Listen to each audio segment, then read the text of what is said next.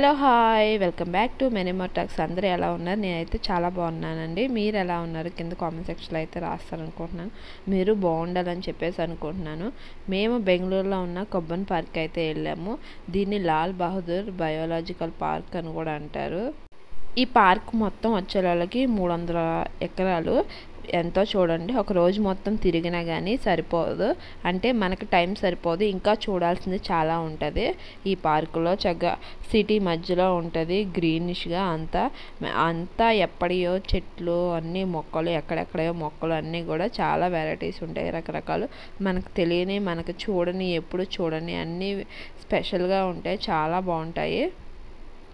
ఎప్పుడైనా మీరు బెంగళూరు వచ్చినప్పుడు ఇది కూడా చూడడం మాత్రం మిస్ అవ్వద్దు, చాలా బాగుంటుంది. ఎక్కడెక్కడలో వస్తారు టూరిజం కూడా, చక్కగా టూరిస్టులు కూడా ఇక్కడ చూడడానికి అయితే ఎక్కడి నుంచో వస్తూ ఉంటారు.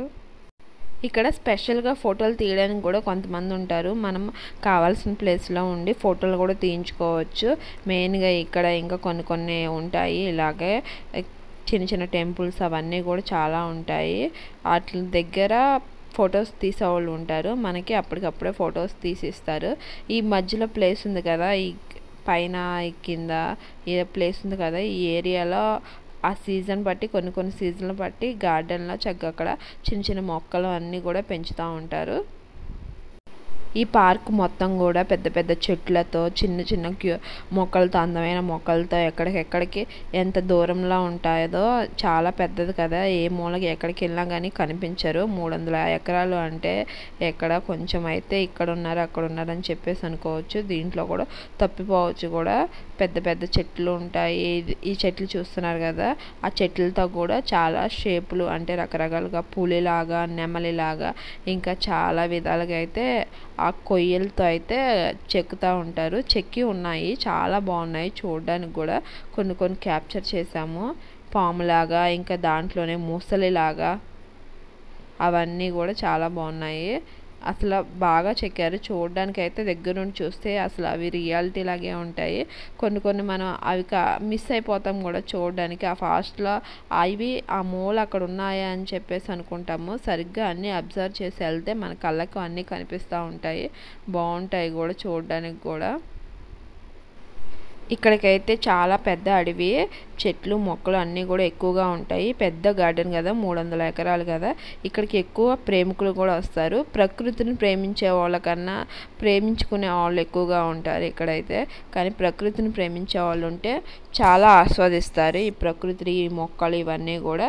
ఇక్కడ సెంట్రల్ లైబ్రరీ కూడా ఉంది, చాలా పెద్దది.